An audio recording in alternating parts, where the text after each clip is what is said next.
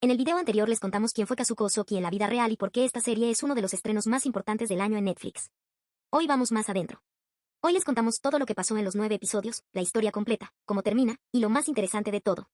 ¿Qué cambió Netflix de la historia real y por qué esos cambios dicen tanto sobre la mujer real como la serie misma? Porque resulta que hay cosas que Kazuko Ozoki realmente hizo, documentadas, verificables, parte del registro histórico de Japón, que la serie eligió suavizar, omitir o mostrar de manera diferente. Y comparar esas dos versiones de la misma historia es, quizás, el ejercicio más revelador que pueden hacer después de ver la serie. Spoilers totales. Ya están advertidos. Empezamos. La serie no cuenta la historia de Kazuko de manera lineal desde el principio. La cuenta a través de dos tiempos simultáneos, y entender esa estructura es clave para entender por qué el final funciona como funciona. La línea del presente, el año 2005. Minori Woazumi es una escritora que acaba de publicar su primera novela con éxito moderado y que está buscando el tema de su segunda obra. Su editora Kabatani le trae la oportunidad de su vida, escribir la autobiografía de Kazuko Ozoki, la adivina más famosa de Japón en ese momento. Minori llega como admiradora. Como alguien que cree en el mito. Y que asume, como la mayoría de las personas que se encuentran con alguien famoso y poderoso, que la historia oficial es también la historia verdadera. La línea del pasado, los 6 décadas de vida de Kazuko, desde la posguerra hasta el momento en que Minori la encuentra. Mostradas en flashback a medida que Kazuko le cuenta su historia. Lo que la serie construye con inteligencia es la tensión entre esas dos versiones, la que Kazuko cuenta, y la que Minori va descubriendo cuando empieza a verificar. Porque Kazuko es una narradora extraordinariamente hábil de su propia vida. Ha contado esta historia cientos de veces. Sabe qué detalles generar lástima, qué momentos resaltar para mostrar valentía, qué partes oscurecer para que el conjunto suene como una historia de superación en lugar de lo que realmente es. El Japón destruido y la niña que no podía darse el lujo de rendirse. La serie abre en Tokio, 1945. El fin de la guerra dejó a millones de japoneses sin nada. La familia de Kazuko es una de esas familias, sin dinero, sin recursos, sin perspectiva visible. Lo que la serie muestra con una brutalidad visual muy efectiva es que Kazuko, siendo la mayor de los hermanos, tomó desde muy joven una decisión que la va a definir para siempre. Ella es la responsable de que los demás sobrevivan. No porque alguien se lo pidiera, sino porque nadie más parecía tener la disposición de hacer lo que fuera necesario. Roba comida de los puestos del mercado. Vende alcohol falso a compradores desprevenidos. Come lo que encuentra. Y lo hace sin sentir vergüenza, porque la vergüenza es un lujo que solo tienen los que ya tienen suficiente para comer. A los 17 años, deja la escuela y se va sola a Tokio. Tiene un instinto que la serie captura perfectamente. Kazuko no sabe exactamente a dónde va, pero sabe exactamente de dónde no quiere seguir siendo.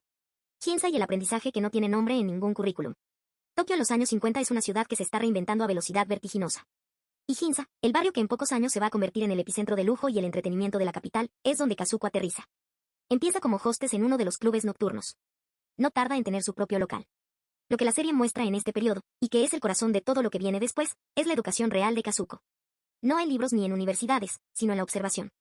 Noche tras noche, en esos salones donde los hombres más poderosos de Japón se relajan porque creen que nadie importante los está mirando. Kazuko construye un archivo mental de cómo funciona el poder humano en sus momentos más vulnerables. Aprende que el hombre más seguro tiene una inseguridad específica que lo controla. Que el político más serio tiene una necesidad de aprobación que nadie en su entorno oficial puede satisfacer. Que el empresario más exitoso busca que alguien le diga que sus decisiones son correctas antes de tomarlas. Y que quien entiende esa necesidad y sabe satisfacerla tiene más poder real que cualquier cargo oficial.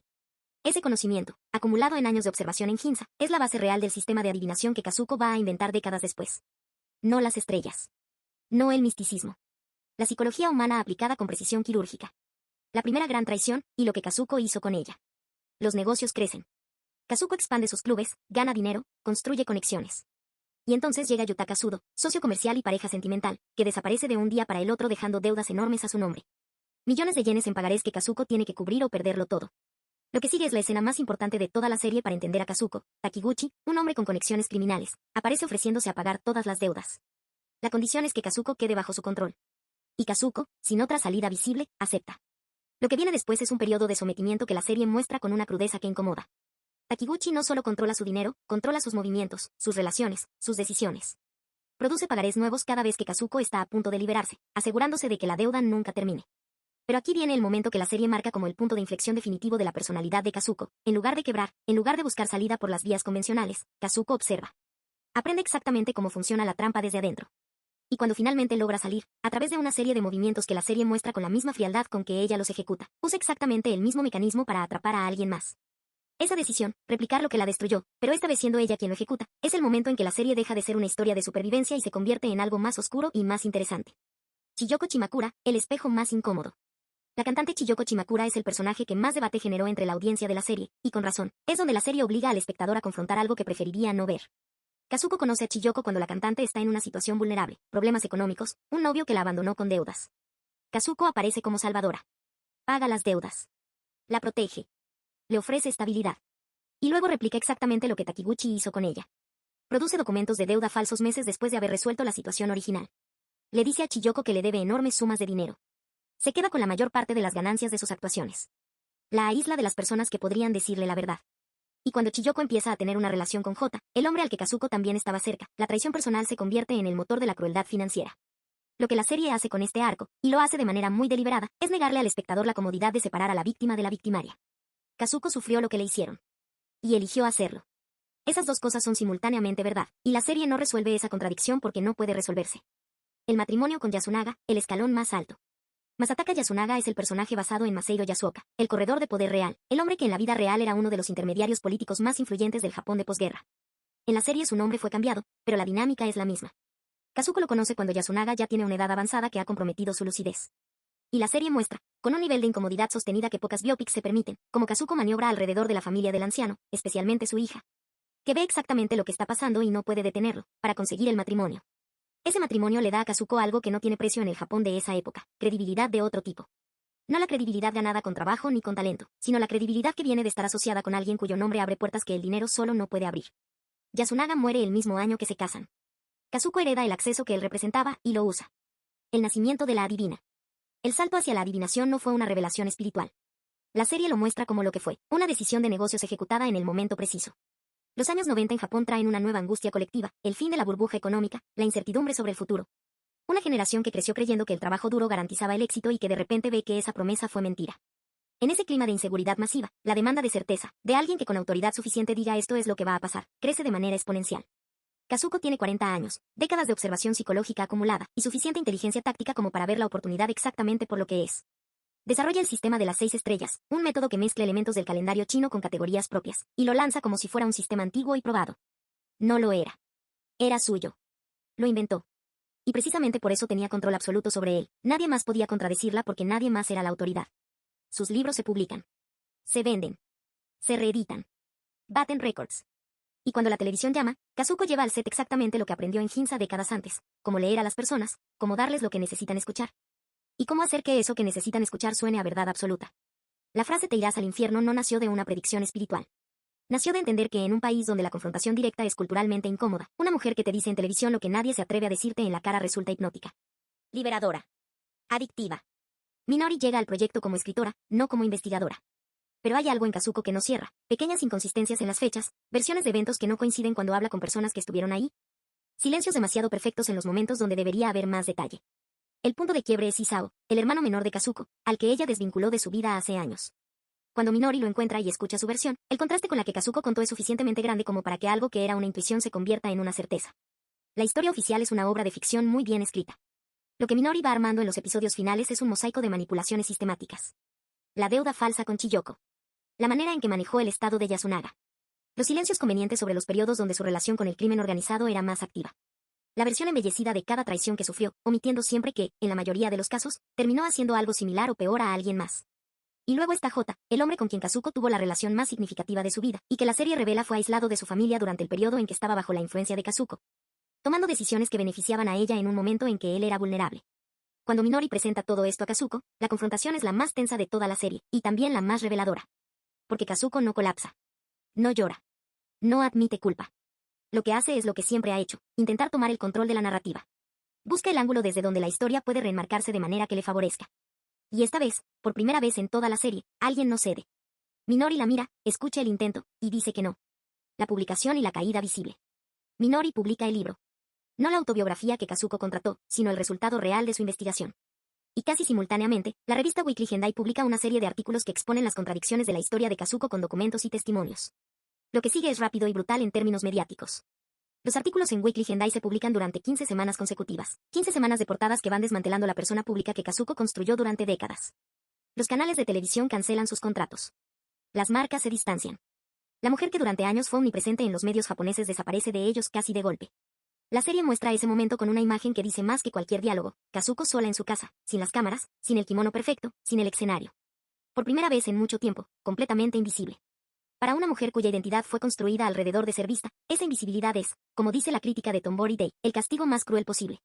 Lo que el final realmente dice. Pero aquí es donde la serie toma la decisión más valiente y más incómoda de toda su narrativa. No termina ahí. Kazuko se retira.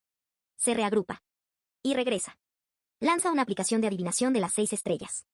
La misma marca, el mismo sistema, el mismo nombre, pero en el formato del siglo XXI, donde la barrera de entrada es un teléfono y un clic. Y gana, según la serie, 10 veces lo que ganaba antes. La exposé que Minori publicó salió. Las consecuencias fueron reales y temporales. El sistema que permitió que Kazuko existiera como fenómeno no cambió porque alguien escribiera la verdad sobre ella. Las personas que necesitaban certeza en 2005 siguen necesitando certeza en 2010. Y si la persona que se las daba volvió, con una plataforma nueva y la misma voz de siempre, volvieron con ella. Hay un único momento en toda la serie donde Kazuko baja la guardia. Es brevísimo, y la serie lo presenta sin subrayarlo. En una conversación privada, admite el regreto de no haber tenido un hijo propio. Es el único momento de vulnerabilidad genuina y pasa en segundos. Ella misma lo cierra antes de que pueda convertirse en algo más. Eventualmente adopta a su sobrina. Vive sus últimos años rodeada de familia. Muere el 8 de noviembre de 2021, a los 83 años, habiendo conseguido, en palabras de la serie, casi todo lo que alguna vez quiso. El título de la serie se redefine en ese cierre. Te irás al infierno era durante décadas la amenaza que Kazuko lanzaba a los demás. En el final de la serie, ese infierno tiene otro significado, no el castigo después de la muerte, sino vivir adentro de las consecuencias de los roles que uno mismo creó. Kazuko vivió en ese infierno toda su vida. Y lo eligió. Todos los días. Esta es la parte que más conversación va a generar, y con razón. Lo que la serie muestra con precisión.